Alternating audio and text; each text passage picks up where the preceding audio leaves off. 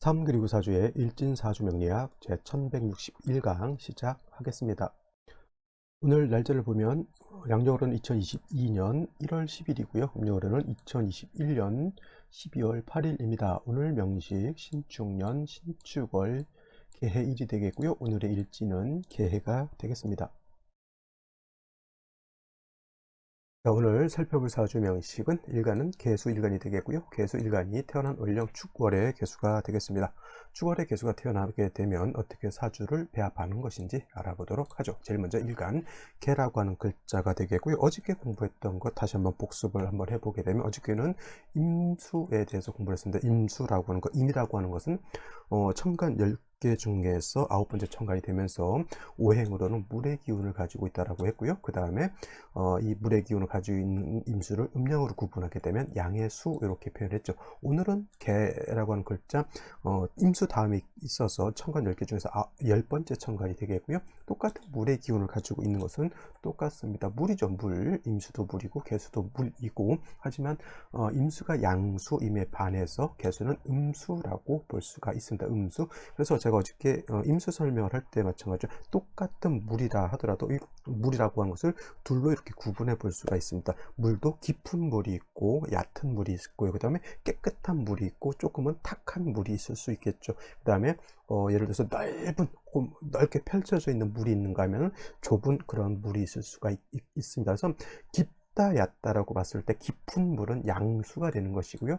물의 깊이가 깊지 않은 물은 음수가 될 겁니다. 또 반대로 넓은 방대한 양의 물이 있다라고 하면은 그 큰 물은 양수가 되는 것이고요. 작은 범위가 조그만 물은 음수가 되겠죠. 또 약간 탁하냐 탁하지 않으냐 이걸 놓고 봤을 때 조금 탁기가 있다라고 하면 임수 양수로 볼 것이고 맑고 깨끗하다라고 하면 음수가 되겠죠. 그 다음에 이런 것도 볼 수가 있겠죠.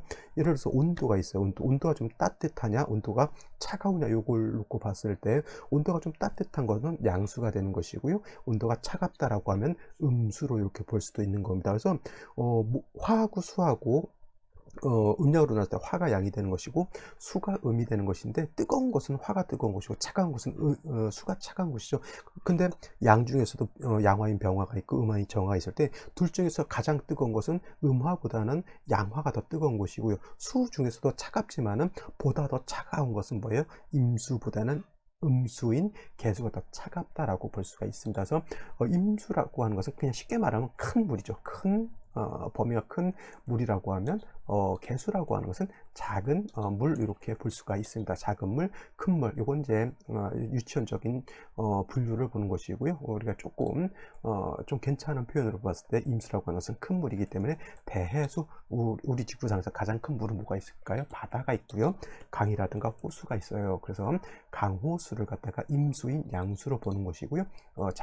작고 맑고 깨끗한 물 뭐가 있을까요? 우로수라고 해요. 우로수라고 해서 하늘에서 내리는 맑고 깨끗한 이슬비 같은 것, 그 다음에 뭐 옹달샘 내지는 우물 이런 것들 해당이 될 수가 있겠고요. 제가 또 정화수라고 하는 말도 이렇게 말씀도 간혹 드리죠. 정화수라고 하는 것은 옛날 우리 어머니 할머님들이 하늘에 기도를 드리기 위해서 물을 떠다가 기도를 드리죠. 그때 아주 작고 맑고 깨끗한 청량감이 있는 그 물을 정화수라고 이렇게 표현합니다. 그래서 개수라고 하는 것은 사람이 먹을 수 있는 음용수다 이렇게 생각하시면 개수를 이해하기가 굉장히 좋습니다. 편하겠죠. 그래서 개수의 생명 어디 있다? 맑고 깨끗해야 된다. 사람이 이 물을 마셔야 되는데 흙이 들어가서 흙탕물이 되어 있거나 벌레가 안에서 뭐 둥기둥기 떠다닌다거나 우리 가끔 가다가 뭐 술을 민감한 사람은 그런 것도 느낀데 우리가 옛날에도 아니고 요즘 그렇죠. 술을 먹다가 술병에다가 담배 이렇게 피다가 담배 꽁초 이렇게 버리잖아요. 그러면 그 병을 갖다가 이제 수거해 가서 재활용을 하죠. 그걸 깨서 버린 것이 아니라 안에 있는 불순물들을 다 꺼내고 세척을 해서 다시 재활용을 합니다. 유리병 같은 경우에는. 근데 그게 이제 세척이 좀 덜 되면은 약간 담배 그 냄새가 나는 경우도 있다고 하는데 저는 그런 걸 한 번도 맡아본 적은 없는데 예민한 사람은 이거 담배 냄새 난다 이렇게 얘기하는 사람들도 가끔 있고요. 우리나라는 거의 그런 경우는 없지만은 외국 같은 데서는 음용수라든가 이렇게 뭐 술이라든가 이런데 불순물이 좀 이렇게 들어가 있는 경우가 좀 많이 있습니다. 우리나라도 예전 같은 경우 잘못해가지고 안에 금속 조각이라든가 이런 것이 들어가 있는 경우가 가끔 있었지만 요즘은 이제 시스템 자체가 매우 좋아져 가지고 그런 경우는 없습니다만은 뭐 간혹가다 뭐 나올 수는 있겠죠. 그래서 개수라고 하는 것은 그만큼 뭘 가장 중요시한다? 맑고 깨끗한 것을 굉장히 중요시한다라고 하는 것이 바로 개수의 특징이 되겠고요. 그래서 임수 같은 경우에는 예를 들어서 일간이 왕하면은 충분지성이다 했죠. 충분지성이기 때문에 무토로서 제방하고 병화로서 조후하는 그런 개념을 쓰지만은 개수는 작은 우로수와 같고 점화수와 같기 때문에 작은 물이잖아요. 작은 물은 왕에도 충분한 성질을 나타내지 않습니다. 그래서 개수는 왕하더라도 뭘 쓰지 않는다? 무토기토린 관사를 취용하지 않는다가 기본적인 것이고, 그렇다고 하면 개수가 전혀 관사를 쓰지 않느냐, 그렇진 않아요. 예를 들어서 개수라고 하는 것이 해월이라든가 자월 같은 데 태어났을 때 임수투출했을 때는 그때는 개수를 생각하는 것이 아니라 해자월의 수왕절의 임수를 생각해서 무토기토를 쓰는 경우도 있지만은 그런 거는 굉장히 좀 예외적인 그러한 상황으로 보겠고요. 기본적으로 개수는 관사를 취용하지 않는다. 무토를 보게 되면 개수 작은 불은 매몰이 될 것이고요. 기토를 보게 되면 개수가 탁수가 되기 때문에 개수로서의 용도가 없죠. 사람으로 치면 음용수인데 음용수가 땅 속에 묻혀 있어요. 그럼 그걸 어떻게 물을 뽑아내서 먹어야 되나요? 아니면 물을 썼는데 그 안에 흙탕물이라든가 그럼 그거는 개수로서 즉 음용수로서의 용도가 없게 되는 겁니다. 그래서 개수라고 하는 것은 뭘 쓰지 않는다? 관사를 쓰지 않는다. 그래서 만약에 개수일간들이 사주에 토가 있게 되면 반드시 간목으로서 토를 제거시켜 주는 것이 필요하죠. 제가 어저께 유튜브를 봤는데 우리나라에서 불의 옥잠이라고 하는 것이 있어요. 불의 옥잠. 또 뭐가 있냐면 냉이 있죠. 냉이. 이 불의 옥잠은 우리나라에서 이거 많이 키웁니다. 왜냐하면 불의 옥잠은 물을 맑게 해주는 데는 왔답니다. 더러운 물도 깨끗하게 정화시켜주는 것이고요. 냉이 같은 경우에는 우리 뭐 봄에 뜯어가지고 요거 이제 무쳐 먹어도 되고 냉이국을 끓여 먹어도 되죠. 저는 이제 불의 옥잠 때문에 요걸 설명드리는데 재밌는 게 우리나라는 이 불의 옥잠 냉이가 굉장히 좋은 식물로 알고 있는데 외국 유럽 같은 데서는 불의 옥잠 냉이가 10대 아주 사람들한테 해를 끼치는 잡초로 이렇게 되어 있습니다. 냉이는 5위권 안에 들어가는 잡초가 되겠고요.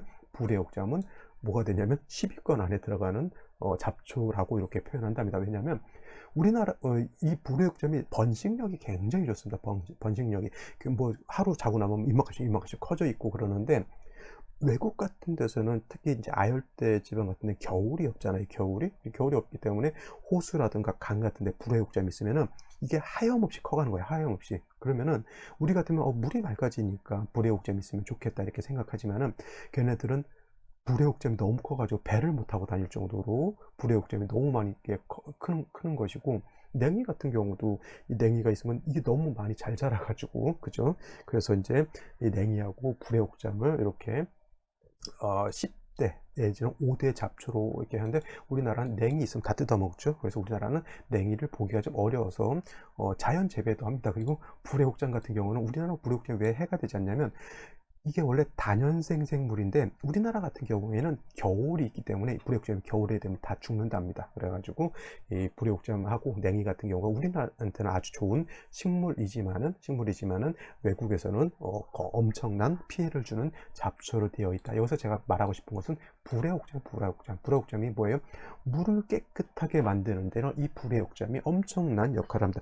정수기 필터 같은 그런 역할을 하는 것이고요. 혹시 또 미나리 아시죠? 미나리라든가 연꽃 같은 경우도 물을 맑게 해주는 그런 물을 정화시켜주는 역할을 하죠. 이 불의 옥잠 아니면은 연꽃이라든가 그 다음에 연이라고 하죠. 그 다음에 말했던 미나리 같은 것이 뭐냐면 물을 깨끗하게 해주는 감목 역할을 한다. 아니면 정수기의 필터 같은 역할을 하는 것이 바로 이런 것들입니다. 그래서 이건 제가 재밌어 가지고 우리 불의 옥장하면 우리는 이미지가 좋고 냉이하면 맛있는 그런 우리 사서도 일부러 재배를 해서도 먹는 것을 외국에서는 엄청난 잡초로 여기고 있다는 것이 너무 좀 재미있어 가지고 말씀드리면서 이 불의 옥잠은 물을 깨끗하게 해준 것, 개수가 무토기토로 이제 탁해졌을 때는 감목으로서 토를 제거해서 개수를 깨끗하게 해주는 것이 필요하다라고 봤을 때, 예를 들면 불의 옥점 같은 것이 그런 역할을 한다 이렇게 생각하시면 되겠습니다. 그래서 개수의 핵심, 여러분들은 다른 거 생각하지 마시고요. 청징함, 사람이 먹을 수 있는 음용수다라고 이것만 머릿속에 기억해 두시면 사주 보는 것이 매우 이렇게 어렵지는 않을 것이다 이렇게 생각하시면 되겠습니다. 자, 다음으로 개수일간이 태어난 월령 축월에 대해서 살펴보겠는데요. 축월은 이제 절기로는 소환과 대한으로 이렇게 구분이 되겠습니다. 소환, 대한, 매우 춥다라고 하는 것이고요. 그 다음에 권역으로 따지면 해자축이라고 하는 북방에 속하는 것이 바로 해월, 자월, 축월이 되겠죠.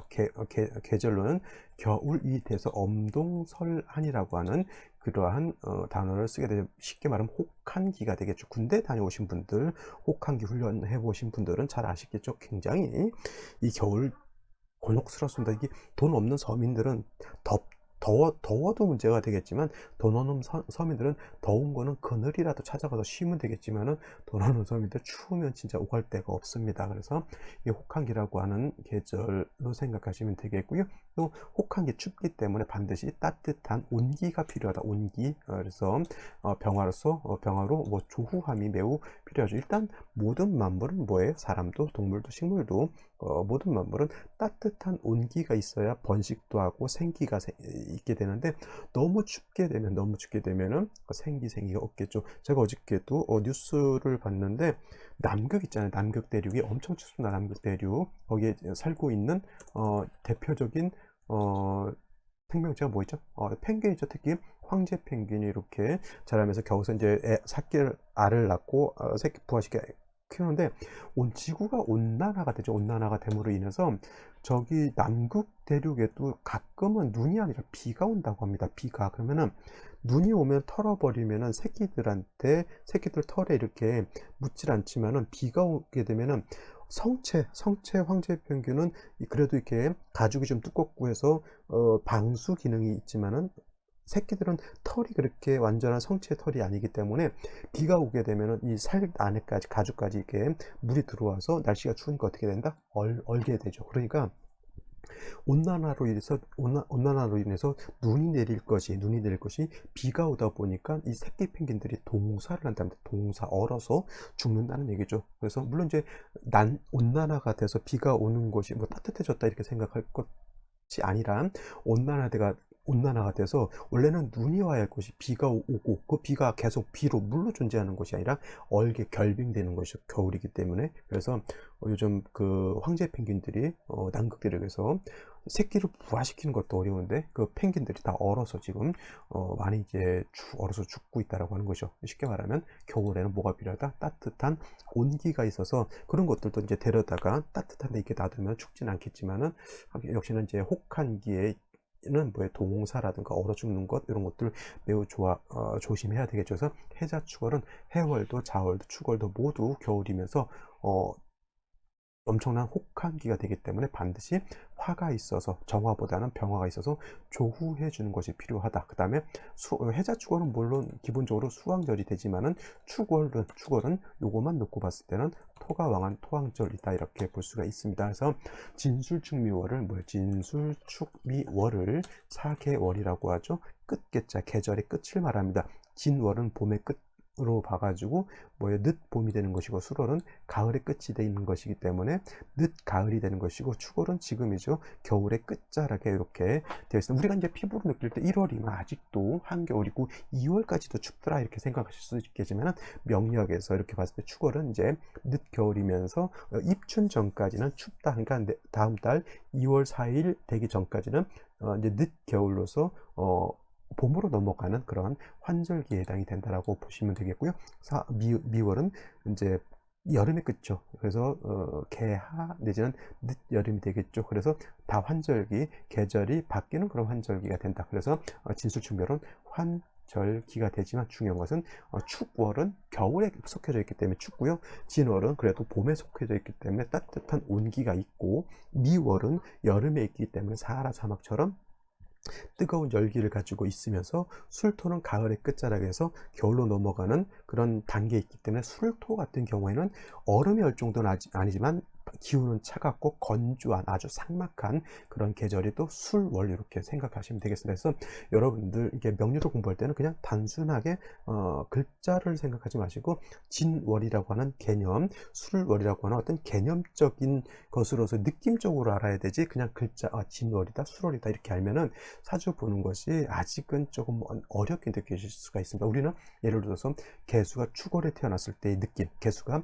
똑같은 토왕절이라 하더라도 진월에 태어났을 때, 미월에 태어났을 때, 술월에 태어났을 때 느낌이 다 각각 다르거든요. 여러분들도 공부를 하다 보면 이 월령월지라고 하는 개념이 그러한 개념이 있구나라고 하는 것을 이제 어느 순간 이제 알게 됐을 때, 또 명리를 보는 시야가, 명리를 보는 이제 차원이 좀 더 깊어졌다 이렇게 생각하시면 될 것 같습니다. 그리고 진술충미월은 아까 말씀드렸지만 토가 왕한 계절이다 라고 하는 것을 명심해 두시기 바랍니다. 그래서 축월에, 이러한 축월에 개수일간이 태어나게 되면 토왕절이면서 겨울에 태어난 것이죠. 축토는 그래서 토 중에서도 동토가 되죠. 동토, 얼어 있는 뭐 시베리아라든가 남극 대륙 같은 동토, 얼어져 있는 땅이 되는 것이고요. 그 다음에 화가 없고 온기가 없으면 동토가 되고, 토만 오는 것이 아니라 개수도 결빙되면 얼음이 된다라고 하는 것이죠. 그리고 하늘에서 내린다라고 하면 뭐가 됩니까?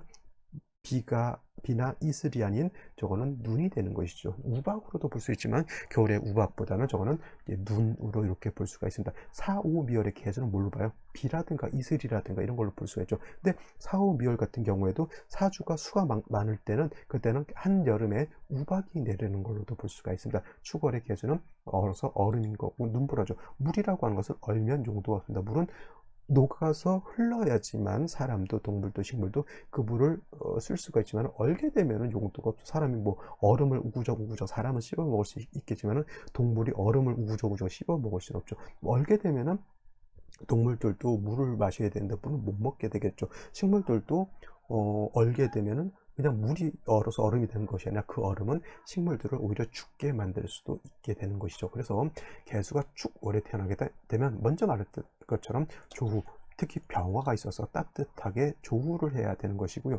또 축월은 토가 왕한 계절이고, 반대로 개수 자체는 약하죠. 토가 왕하면 반드시 토는 수를 극하려고 하기 때문에 관성왕하고 일간은 약한 그런 상태이기 때문에 개수의 근원을 만들어 주는 것이 필요하다. 그래서 축월의 개수라고 하는 것은 금이 있어서 금생수해서 개수의 근원을 만들어준다, 수원을 만들어준다. 이렇게 수원은 물의 근원을 수원이라고 하죠. 우리가 저기 저 밑에 동네 가면 수원이라고 하는 지역이 있죠. 바로 그 수원입니다. 물이 좋은지 모르겠지만 물의 근원을 만들어주는 것이 필요하죠. 그래서 신금이라고 하는 것이 이렇게 있어서 개수의 근원을 만들어주는 것이 필요하고요. 또 한 가지 병화라고 하는 것이 있어서 따뜻하게 해주는 것도 당연히 필요합니다. 그래서 개수 축월생은 병화 신금을 아울러서 같이 쓰는 것이 필요하겠고요. 만약에 병화 개수를 쓰는 경우에 이렇게 병화하고 신금하고 같이 붙어 있으면 된다, 안 된다? 안 된다. 절대 얘네들은 붙어 있은 병화가 따뜻하게 자기 일을 해야 되는데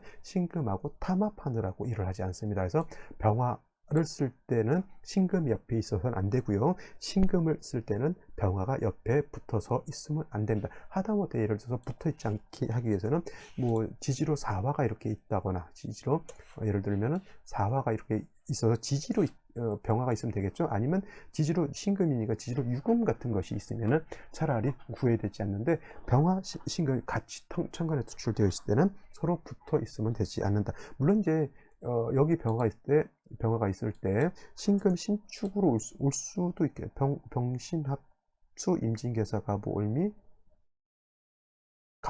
을미 병신 정유 무술 기해 경자, 신축 되는데, 그러면은 이거는 합이 될 수가 있겠네, 그죠? 해서 병년에 예를 들어서 신금이 이렇게 신축년이 된다라고 하면 이것은 병화하고 신금하고 서로 기반이 되기 때문에 신금을 생조해 주는 개수를 생조해 주는 신금도 기반이 되는 것이고요. 그 다음에 조우를 해야 되는 병화도 이렇게 기반이 되어 버리기 때문에 병화도 용도가 없어지고 신금도 용도가 없어져요. 최악의 상태죠. 차라리 이렇게 떨어져 있으면 병화는 병화 나름대로의 조우를 할 것이고 신금은 신금 나름대로의 개수를 생해주는 역할을 한다. 서로 용도가 있는 것끼리는 서로 붙어 있으면 안 된다라고 하는 것을 명심해 두시고, 추월의 개수는 신금으로, 인성이 신금으로서 개수를 생해주고 병화로서 조했다. 물론 이제 신금이 아니라 경금이 있으면은 뭐 병화하고는 합을 되지 않겠지만은 경금보다는 개수 신금으로서 음생음으로서 생조해 주는 것이 더욱 좋다, 이렇게 보실 수 있겠습니다. 자, 다음으로 오늘의 명식을 다시 한번 살펴볼 것이겠는데요.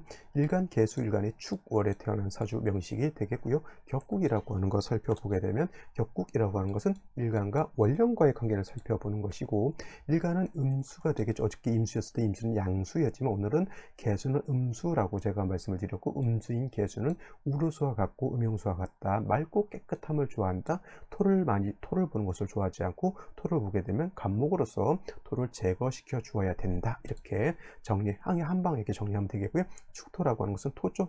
토라고 하는 것, 축토는 음토, 지지로 진토, 술토는 양토인 것이고요. 지지로 미토, 축토는 음토가 됩니다. 그래서 일간과 원령과의 관계, 양대 양이 아니라 음대 음이 되겠죠. 음대 음이고, 토라고 하는 것은 수를 극하는 관계, 극아자, 나를 극하는 것이 되기 때문에 극아자는 뭐예요? 관성이라고 하고요. 관성은 정관과 편관으로 이렇게 나눠볼 수가 있겠죠. 정관이라고 하는 것은 어저께처럼 일간과 원령과의 관계가 양대음 또는 음대양이 되면은 전자를 붙여서 정관, 발은 관청, 발은 남편, 발은 직장, 이렇게 육신으로 그렇게 보는 것이고요. 오늘처럼 음대음이 되거나 또 양대양이 되는 경우에는 편관 또는 칠살 이렇게 표현을 하죠. 그래서 뭐 정관을 바른 남편, 바른 직장, 뭐 법, 윤리, 도덕 이렇게 본다고 봤을 때 편관 칠살은 뭐 질병, 도적, 적군, 관제, 구설, 심하면 송사 뭐 이렇게도 봐서 정관이 좋은 것이고 편관 칠살은 나쁜 것이다, 이렇게 보시는 분들도 있는데, 개수 입장에서는 정관인 무토도 안 좋은 것이고요. 개수 입장에서는 칠살 편관인 기토 또한 좋지 못합니다. 왜냐하면 육친론을 보기 이전에 개수라고 하는 것 자체가 뭐라 그랬습니까? 맑고 깨끗함을 좋아하기 때문에 관성이 토를 보는 것을 그렇게 달가워하지 않는다. 왜냐? 토를 많이 보게 되면 심하면 매몰이 되는 것이에요. 땅이 크고로서 물을 완전히 매몰시켜 버리기 때문에 좋지 못한 것이고, 작은 토를 보게 되면 개수를 매몰은 아니더라도 탁수를 만들기 때문에 매우 좋지 못하다라고 말씀을 드렸던 겁니다. 그래서 개수일간은 토가 많아지게 되면 간목으로서 맑고 깨끗하게 토를 제거시켜 주는이 필요하다. 자, 연지를 보게 되면 다시 이렇게 축토를 보았습니다. 축토, 개수일간이 토왕절인 축월에 태어난, 격을 보지 않았네요. 음대음이기 때문에 편관격이 되겠죠. 편관격. 그 다음에 뭐 편관격은 다른 말로 칠살 격으로 이렇게 보셔도 뭐 크게 나쁘진 않습니다. 단 중요한 것은 축월은 수가 왕한 것이 아니라 토가 왕한 계절이 되기 때문에 이거는 살중 신경한 사주, 신약 살 왕한 사주가 되겠죠. 신약 살 왕한 사주. 그래서 일간이 약하고 칠살 편관이 왕하게 되면 반드시 인성이 있어서 이 인성을 가지고 토생금 하고, 그 다음에 금생수해서 관살의 기운을 인성으로 생하고, 인성이 다시 나를 생해주게 되면 이거를 갖다 뭐라 한다? 살인상생이라고 한다. 그렇게 되면 일간이 약하고 관살이 많아도 장애됨이 없다. 자, 월간의 신금이 이렇게 있겠고요. 그 다음에 연간에도 이렇게 신금이 있습니다. 그래서 토가 왕하긴 왕하다 하더라도 신금 두 개가 있어서 토생금, 금생조, 이게 정관이었다면 관인상생이 되지만은 요거 축토는 개수 입장에서 칠살 편관이 되기 때문에 이거는 뭐예요? 칠살이 되죠. 그래서 이거는 살인상생 이렇게 한다라고 보면 되겠습니다. 그래서 뭐 축토 두 개가 있다 하더라도 장애됨이 없고요. 무토기토가 투출되지 않으면 뭐 저 정도는 크게 나쁘지 않고, 일지 해수를 가지고 있습니다. 개해일주가 되죠. 그래서 이제 개해일주 간여지동이라고 하더라도 일단은 뭐 축월에 신금 두 개 있다 하더라도 개수 자체가 해수에 뿌리를 두는 것 자체는 그렇게 나쁘지는 않다라고 볼 수가 있는데, 중요한 것은 축월, 아무리 토왕절이라 하더라도 동절이죠. 조후가 급선무가 돼야 된다. 자, 신축, 개해, 연월일까지 봤을 때 화가 없으면 토도 얼었고요, 금도 얼었고요, 물도 결빙돼서 얼음으로 되어 있다.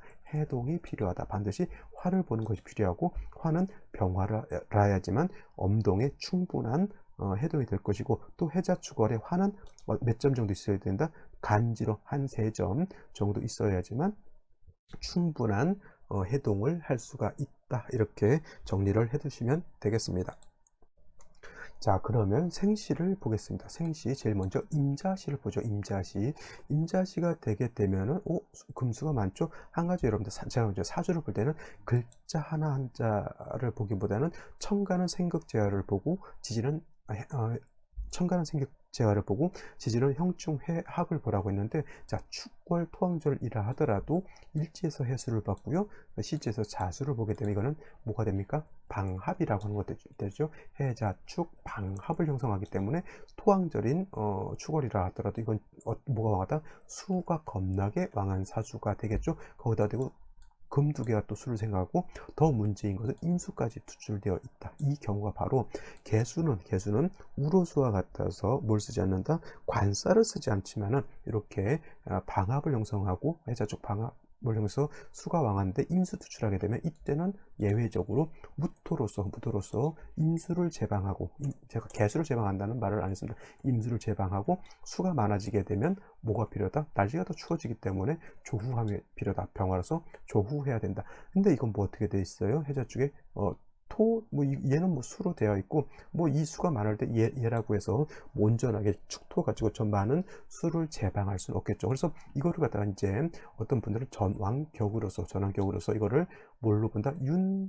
윤학격으로 보시는 분들도 있는데, 이건 윤학격이 돼도 파격입니다. 왜냐하면 윤학격 수로서 윤학격이 되려면 뭐가 없어야 되냐면 화가 없어야 되고 토가 없어야 되는데, 아무리 해자축 수가 왕해져 있다 하더라도 토의 기운이 섞여져 있기 때문에 이거는 맑고 깨끗한 윤학격은 되지 않습니다. 물론 금이 두 개 있어서 토생금 금생수에서 토의 기운을 좀 이렇게 사그러뜨리는 역할도 하겠지만, 그래도 원래 없는 것과는 굉장히 다르겠죠. 그래서 뭐 신해년 여기서 신해월 이렇게 돼가지고 윤학격이 되면 맑고 깨끗하겠죠. 근데 신축에 윤학격이 되면 토가 있기 때문에 이거는 윤학격이 된다 하더라도 깨끗한 윤학격은 되지 않는다. 개시도 윤학격이 될 수 있습니다만, 역시나 축토가 2점이 있기 때문에 이것도 탁수가 되겠고요. 임자시가 윤학격이 되는 것과 개시가 윤학격이 됐을 때는 어떤 것이 더 좋은 윤학격이 되느냐? 당연히 임수가 투출했을 때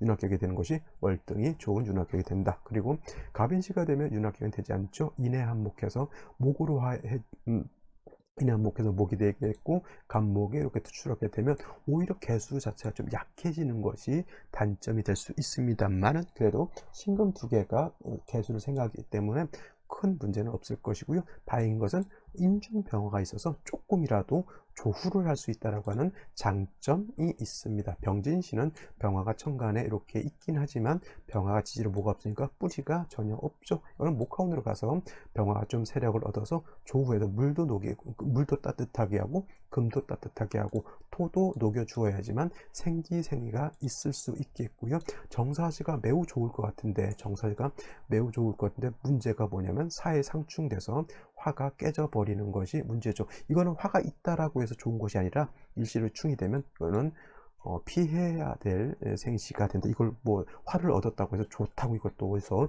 택일 받아가지고 이날 나가지고 좋다고 하면서도 저한테 제 아이가 사주가 좋은가 이렇게 물어보시는 분들 가끔 있는데, 저거는 절대 피해 주시길 바라고요. 이것도 우화를 보긴 했지만 개수는 뭘 좋아하지 않는다? 무토기토, 토가 많아지는 것을 좋아하지 않는다. 토왕절에 무토 투출하면 이건 좋지 못한 것이고, 김시 또한 좋지 못한 것이다. 이렇게 보시면, 경신신유식이 되게 되면 이거는 윤학격으로 보기도 어렵고요. 이거는 뭐 금으로 정한다라고도 보기도 어렵고요. 토가 있기 때문에 금생수 토생금 금생수 이렇게 또 해서 일간으로 기운이 뭉치죠. 이거는 대운에서 목화운을 봐서 그냥 운기를 얻는 것이 필요한 생시가 되겠고, 신유시 마찬가지게 되겠고요.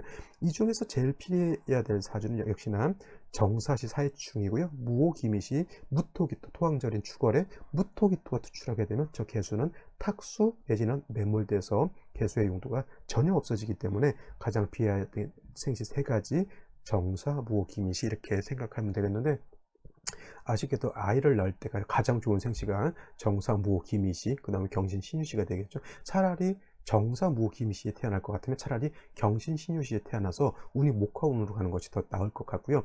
만약에 남자 아이로 태어났을 때는 운이 이렇게 초년에 수운, 금운 이렇게 가잖아요. 그러면 이런 경우에는 그냥 인시 정도 잡아주는 것이 좋을 것 같아요. 인시. 그러니까 오늘 같은 경우에 그렇게 썩 좋은 생시가 없다 이렇게 볼 수도 있겠습니다. 갑인시 밖에는 뭐 제가 봤을 때는 만만한 생시는 없는 것 같아요. 저게 사회충만 되지 않는다면 이거 무조건 정사시로 봐야 되는데, 이게 막 개유 이렇게 됐어요. 개유도 별로 좋지 않고요. 뭐 개미도 그렇게 썩 좋지는 않지만은 일단 사회충만큼은 면하는 것이 가장 좋다. 개묘 이렇게 됐으면 또 수기가 너무 부족한 것 같고 해서 오늘 같은 경우는 이렇게 썩 좋은 생시는 눈에 띄지 않는다라고 볼 수가 있겠습니다. 자, 저는 내일 또 찾아뵙도록 하겠고요. 오늘 월요일 하루 잘 보내시기 바랍니다. 감사합니다.